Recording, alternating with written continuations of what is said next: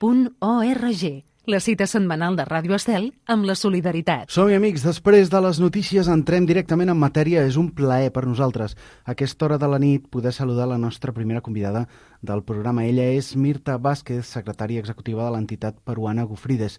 Per nosaltres és un honor rebre algú d'una ONG que ha rebut el Premi Nacional dels Drets Humans en el seu país per haver defensat la terra de l'explotació minera d'una multinacional occidental que la volia explotar sense més dilacions. Mirta Vázquez, bona nit, buenas noches.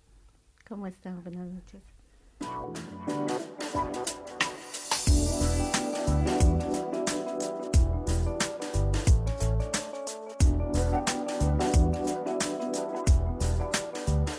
¿Qué tal la aventura?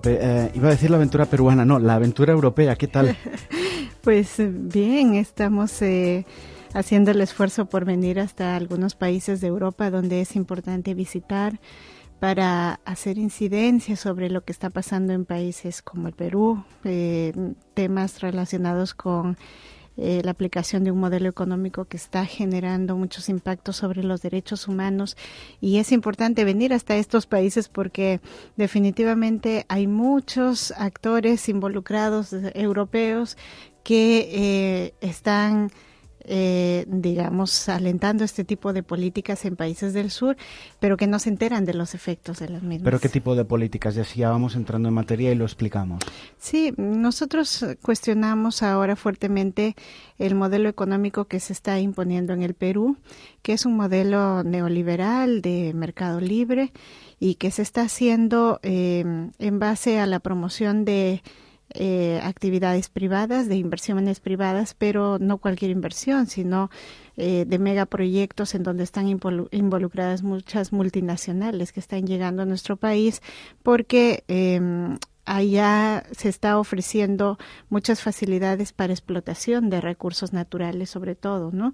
Entonces, sabemos que hay mucha demanda de los países del norte, pero efectivamente la aplicación de estas políticas en realidad tiene efectos sobre todo sobre las poblaciones más pobres. Cada vez las poblaciones más pobres no solo se vuelven más pobres, sino que resultan impactadas porque terminan sin tierras, porque terminan siendo expulsadas de los territorios que ancestralmente han ocupado, porque terminan contaminadas, ¿verdad?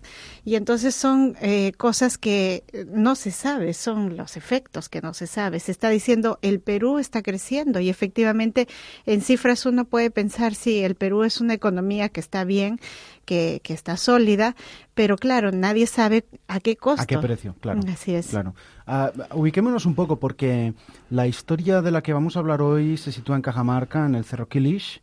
Sí, y en todo caso usted me corrige, pero la empresa que llega en esa región, ¿cuál es su procedencia?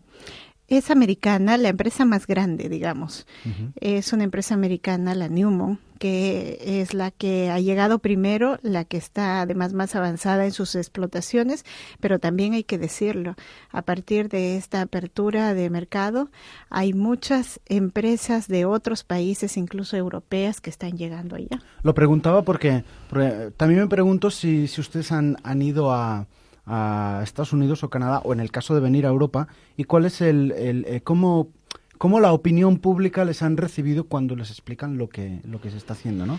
Sí, nosotros hemos hecho muchos esfuerzos por ir incluso a Estados Unidos, a la sede de las empresas como Newmont, que están en Denver, y nosotros hemos tratado de llegar hasta los accionistas en primer lugar, porque no sabíamos si los accionistas están enterados de lo que están provocando allá.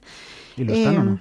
Con sorpresa nos dimos cuenta que sí y que poco les importa. Porque eso es peor todavía, ¿no? Eso es peor, porque las empresas en realidad lo que dicen allá es, bueno, nosotros somos una empresa y lamentablemente las empresas buscan en todo caso rentabilidad, ¿no? Es una pena, trataremos de ver qué se hace, pero no hay cambios reales.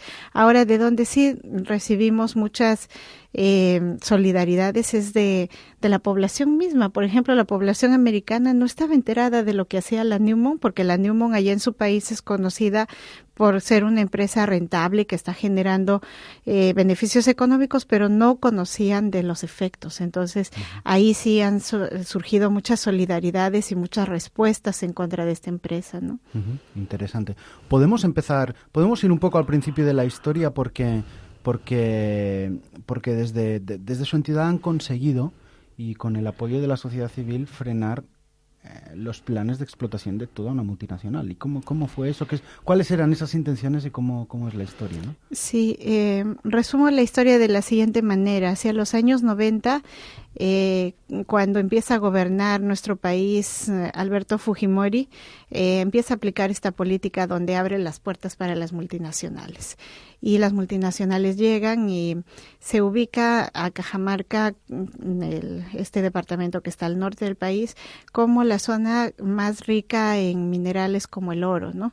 Entonces empieza a explotarse, se ha entregado concesiones y se siguen entregando concesiones. Es escandaloso porque más de la mitad de nuestra región está concesionada para actividad minera.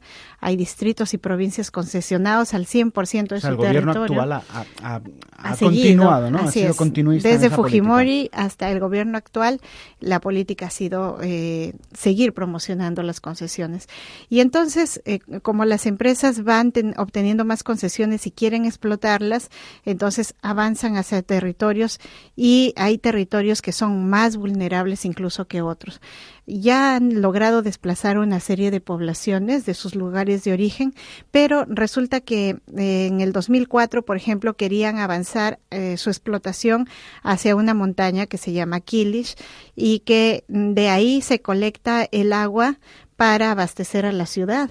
Entonces, eso era como bastante ya peligroso, escandaloso, y entonces se generó toda una resistencia de toda la población de Cajamarca diciendo no, porque las empresas tienen que tener un límite. No puede ser que por explotar el oro nos dejen sin agua, nos dejen sin nada. Finalmente, si nos quitan el agua, nos quitan la posibilidad de seguir viviendo en todos esos territorios, ¿no? Entonces, hubo una fuerte reacción de la población. Ha habido muchas luchas porque en el 2004 los campesinos han tenido que enfrentarse, han permanecido 15 días en una huelga y en un paro que fue muy duro y que gracias a Dios no trajo en ese momento como consecuencias muertos, pero sí muchas personas heridas, muchas personas afectadas, pero toda esa resistencia logró que de algún modo el Estado se diera cuenta que no puede permitir que las empresas avancen hasta lugares en donde realmente ponen en peligro la vida de las poblaciones, ¿no? ¿Pero se dio cuenta realmente o no el Estado? Porque, en ese momento, el Estado yo creo que respondió políticamente en ese momento porque era demasiado escandaloso que siguieran con este proyecto cuando era evidente que nos iban a afectar a toda una población. Entonces, políticamente ellos retiraron la resolución que les permitía explotar, pero ojo que la empresa todavía tiene la concesión, no le han quitado la concesión y tiene las propiedades superficiales de esa zona. Entonces, la empresa está diciendo todos estos años que pretende que no va a dejar de explotar esta zona, pero que va a esperar a que supuestamente la población se convenza que eso es lo mejor, ¿no? Que la explotación de la riqueza ahí es lo mejor. No lo han hecho hasta ahora porque todavía la resistencia del pueblo sigue y no quieren que se explote esta zona porque a nadie lógicamente la gente no se cree el cuento de que es mejor sacar oro que quedarnos sin agua, ¿no? Uh-huh.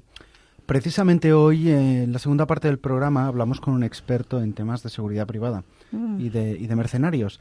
Y bueno, viendo la película, recuérdeme el título porque la verdad no me... Operación Diablo. Bueno, Operación Diablo, gracias. Sí. Que habla precisamente del vínculo, ¿no?